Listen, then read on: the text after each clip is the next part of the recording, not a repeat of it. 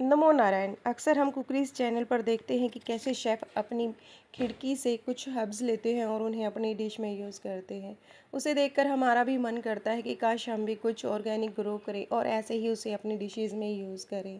एक छोटी सी बालकनी हमारे पास भी हो जिसमें खुशबूदार हर्ब्स लगी हों और हम अपनी डेली लाइफ में जिन्हें यूज़ कर सकें। पर कौन सी हर्ब लगाएँ और उन्हें किस तरह के पॉट में लगाएँ, कैसे उनकी केयर करें, हमें नहीं पता। तो आप अगर उसे जानना चाहते हैं तो ये वीडियो लास्ट तक ज़रूर देखिए। इसमें सबसे पहले बात करेंगे हम तुलसी जी की। आप इसे प्लांट से और बीज से दोनों तरह से ग्रो कर सकते हैं। नर्सरी में भी इसका पौधा 10 रुपये में आराम से मिल जाता है। अगर कहीं से इसके बीज अवेलेबल हो जाएं तो आप इसे बीज से ग्रो करें। परमानेंट प्लांट है, 10 से 12 इंच के गमले में आसानी से लग जाता है। चिकनी मिट्टी को छोड़कर आप किसी भी तरह की सोइल मीडिया में इसे लगा सकते हैं। दूसरे नंबर पर बात करते हैं हम मरुआ। ये भी तुलसी जी की प्रजाति का ही एक पौधा है। सेम इसके पत्ते भी ग्रीन कलर के होते हैं। बीज इसके टिप्स पे आते हैं। आप इसे भी बीज से ग्रो कर सकते हैं और आप इसे 3 से 4 घंटे की धूप ज़रूर दें। 10 से 12 इंच का गमला इसके लिए काफ़ी होता है। इसके पत्तों से एक भीनी भीनी खुशबू आती है। इसे आप चटनी में इस्तेमाल कर सकते हैं और दाल सब्जी के तड़के में भी इसका यूज़ किया जाता है। अधिकतर लोग इसका इस्तेमाल एसिडिटी में और बदहज़मी वगैरह में इसके पत्तों की चटनी बनाकर यूज़ किया करते हैं। ये एक बहुत ही अच्छा प्लांट है, आप इसे ज़रूर ट्राई करें। और इसका रख रखाव भी बहुत ही ज़्यादा कम है। बस इसमें आप थोड़ा मॉइस्चर मेंटेन रखें, थोड़ा कम पानी दें। कम पानी में ये आराम से सर्वाइव करता है। सर्दियों में ये अपने पत्ते शेड कर देता है, लेकिन गर्मियाँ आने पर ये फिर से अपने नए पत्ते उगाता है और एक बार लगाने से ही बार बार ये अपने बीजों से ग्रो होता रहता है। इसे दोबारा दोबारा लगाने की ज़रूरत नहीं पड़ती। इसके बीज सूखने पर खुद ब खुद कंटेनर में गिर जाते हैं। थर्ड नंबर पर हम बात करेंगे अमेरिकन ओरिगेनो की। हाँ जी, अमेरिकन ओरिगेनो, इसमें से खुशबू अगर आप इसके पत्तों की देखें तो अजवाइन जैसी खुशबू आती है, लेकिन ये अजवाइन नहीं है, ये ओरिगेनो है, अमेरिकन ओरिगेनो। इसका इस्तेमाल भी वेट लॉस में, कफ कोल्ड में और शरीर में कहीं पर भी दर्द होने पर इसके पत्तों की चाय बनाकर इस्तेमाल की जाती है। आप इसके पत्तों को ऐसे भी किसी भी डिश के अंदर आप यूज़ कर सकते हैं। आप इसको फ्राई करते वक्त दाल और सब्जी में आप इसके पत्तों का इस्तेमाल कर सकते हैं।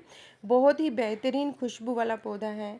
इसे लगाना भी बहुत ज़्यादा आसान है। आप इसके छोटे से स्टेम को कहीं भी मिट्टी में दबा दें और उसी से ये जर्मिनेट हो जाता है, ईज़िली लग जाता है। आप इसे कोकोपीट में, रेत में, मिट्टी में, तीनों चीज़ों में लगा सकते हैं या इनको मिक्स करके भी लगा सकते हैं। इसे किसी केयर की ज़रूरत नहीं होती।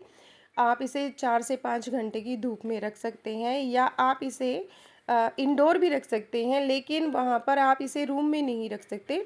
वहाँ पे ऐसे एरिया में रखें जहाँ पर इसको हवा लगे। तो ये देखिए, मैंने इसे कोकोपीट में लगा दिया है और यहीं से ही इसकी जड़ें निकलनी स्टार्ट हो जाएंगी। इसकी मेंटेनेंस बहुत कम है। आप इसे कम पानी दें, ज़्यादा पानी दें, इस पर किसी चीज़ का कोई असर नहीं होता है। ये इस पौधे में कोई कीड़ा नहीं लगता, आराम से जंगली जैसा पौधा बन जाता है कुछ ही दिनों में। अगर आप इसको बार बार इसकी कटाई छटाई करते रहेंगे तो ये अपनी नेक्स्ट जो है साइडों से ब्रांचेस निकालता रहेगा और घना होता रहेगा। इसको आप छोटा पॉट दें क्योंकि इसका फैलाव बहुत ज़्यादा होता है। तो अगर आप इसे छोटा कंटेनर देंगे तो उसमें ये सही रहेगा। अदरवाइज़ आप जितना बड़ा कंटेनर देंगे ये उतना ही ज़्यादा अपना साइज़ बड़ा कर लेता है। सो आप अपने अकॉर्डिंगली, अगर आप चाहते हैं कि ये घना हो और इसको बड़ा दिखाएं तो आप इसे बड़े पॉट में ग्रो कर सकते हैं। नेक्स्ट बात करते हैं हम पुदीने की। पुदीने के बारे में तो कौन नहीं जानता। कोई भी चटनी पुदीने के बगैर अधूरी है। इसको भी हम वेट लॉस में इस्तेमाल करते हैं या गर्मियों में ज़्यादातर इसका इस्तेमाल किया जाता है। इसका नींबू पानी में इस्तेमाल होता है, चटनी में इस्तेमाल होता है और कई जगह पर इसका डिशेस में भी यूज़ किया जाता है। आप पुदीने को जब सब्ज़ी लेने जाएं वहाँ से या तो आप इसकी स्टेम्स खरीदें और उसे लाकर मिट्टी में हॉरिजेंटली या वर्टिकली किसी भी तरह से दबा दें। ये आसानी से ग्रो होता है, पर बारिशों में अगर आप इसे लगाते हैं तो इसके ग्रोइंग चांसेस ज़्यादा हो जाते हैं। इसे बार बार ऊपर से प्रून करते रहें। प्रून करने से ये और भी गहरा और घना होता है। आप इसे शैलो पॉट में लगाएं जो चौड़ा हो लेकिन लंबा ना हो, क्योंकि ये फैलाव ज़्यादा करता है तो ये चौड़े प्लांट में ज़्यादा अच्छा लगता है, ज़्यादा अच्छे से ग्रो होता है। इसकी जड़ें ज़्यादा गहराई तक नहीं जाती हैं, तो आप इसे 3 से 4 या इससे थोड़ा सा और ज़्यादा गहरे पॉट में लगा सकते हैं। 10 से 12 इंच के पॉट तक ना जाएं। तो इसको आप रोज़ पानी दें, इसमें नमी बना कर रखें। जितनी ज़्यादा आप इसमें नमी बना कर रखेंगे ये अपनी ग्रोथ को उतना ही ज़्यादा अच्छा रखता है। इसके पत्ते हरे रहते हैं। गर्मियों में थोड़े इसके पत्ते कम पानी देने से जल जाते हैं। अदरवाइज़ अगर आप इसमें पानी मेंटेन करके रखेंगे तो ये पौधा ग्रीन ही रहेगा। सर्दियों में इस पौधे के पत्ते ख़त्म हो जाते हैं। सर्दियों में ये प्लांट सरवाइव नहीं कर पाता, पर इसकी जड़ें जिस मिट्टी में दबी होती हैं गर्मियाँ आने पर ये फिर से ग्रो कर जाता है। आपको इसे भी बार बार लगाने की ज़रूरत नहीं है। नेक्स्ट बात करेंगे हम धनिए की। घर में यूज़ होने वाले धनिए को आप 2 टुकड़ों में तोड़कर और उसे रात भर के लिए पानी में भिगो कर रख दें। पानी में भिगोने से इसका जर्मिनेशन थोड़ा जल्दी हो जाएगा। धनिया एक ऐसा बीज है जिसका जर्मिनेशन बहुत ही दिनों बाद होता है। ये ग्रो करने में 15 से 20 दिन आराम से ले लेता है। इसके लिए टेम्परेचर भी मायने रखता है। अगर आप इसे फरवरी में ग्रो करते हैं तो ये जल्दी ग्रो करता है। उसके अलावा आप इसे मानसून सीजन में लगा सकते हैं। भीगे हुए धनिए को आप सॉइल मीडिया बनाकर, जिसमें कोकोपीट, मिट्टी और रेत, इसमें आप कोकोपीट थोड़ी ज़्यादा रखें, इसको मिक्स करके और छोटे छोटे खड्डे बनाकर आप उसमें इसे इकट्ठा करके, इसके बीजों को ज़्यादा बीजों को इकट्ठा करके उसमें लगाएं। उससे क्या होगा कि जब आप इसे हार्वेस्ट करेंगे तो एक ही बंच से आपका काम आराम से चल जाएगा और समय भी मिल जाएगा प्लांट को दोबारा से उस जगह पर ग्रो करने में। जब तक कि आप इसके दूसरे बंचेस को हार्वेस्ट करेंगे और यूज़ करेंगे तब तक दूसरा ग्रो हो जाएगा। इसे मीडिया में लगाकर और ऊपर से पानी दे दें, और हो सके तो आप इसे किसी मोटी बोरी से ढककर उस बोरी को गीला रखें, क्योंकि इसे मॉइस्चर की बहुत ज़्यादा ज़रूरत होती है। अगर इस मिट्टी का पानी सूख जाता है तो ये जर्मिनेशन में फिर और ज़्यादा टाइम लेगा। इसीलिए आप इसे किसी मोटे कपड़े से, अखबार से, या फिर आप जो जूट की बोरी मिलती है उस बोरी से आप इसे ढककर उस बोरी को गीला रखें।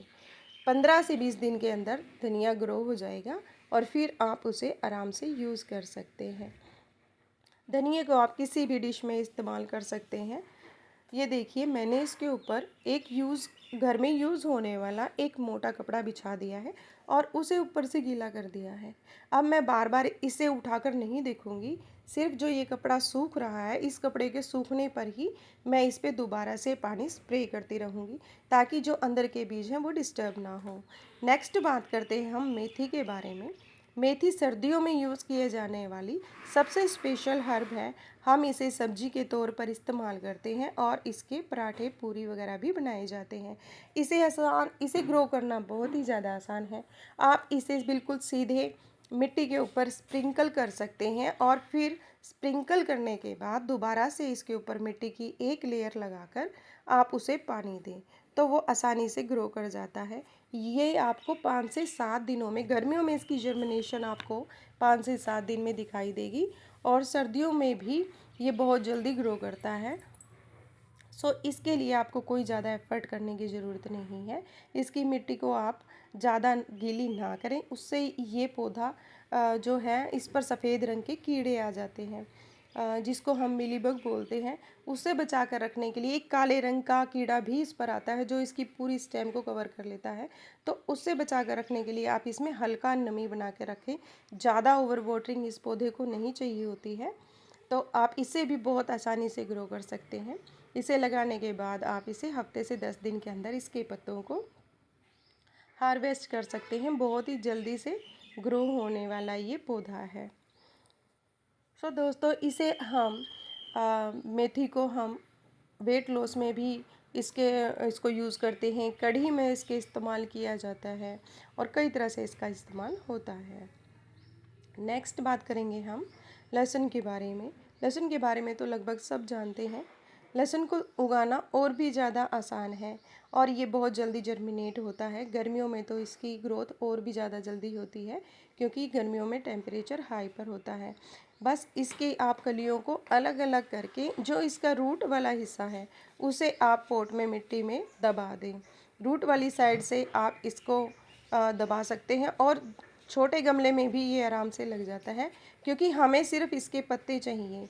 अगर आप इसके बॉल्स भी चाहते हैं तो बॉल के लिए फिर आप इसके लिए कोई शैलो टाइप का चौड़ा कंटेनर लें जिसमें इसको काफ़ी सारी मात्रा में लगा सकें और इसके बॉल्स को बढ़ने के लिए जगह मिल जाए। पर अगर आप सिर्फ इसके पत्ते ही हार्वेस्ट करना चाहते हैं तो आप इस तरह के 5 इंच के गमले में आप इसको आराम से लगा सकते हैं। उसमें आपको इसके पत्ते आराम से हार्वेस्ट करने के लिए मिलेंगे।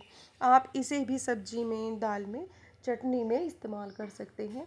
ऑर्गेनिक ग्रो की हुई किसी भी वेजिटेबल का टेस्ट बाज़ार में मिलने वाली वेजिटेबल के टेस्ट से बिल्कुल अलग होता है। विश्वास कीजिए, यूज़ करके देखिए, आप कहेंगे कि वाकई में ही इसके टेस्ट में और बाज़ार में मिलने वाली किसी भी हर्ब से अलग है। सो दोस्तों, अगर आपको मेरा ये वीडियो अच्छा लगा हो तो प्लीज़ लाइक करें, शेयर करें और सब्सक्राइब करें। धन्यवाद।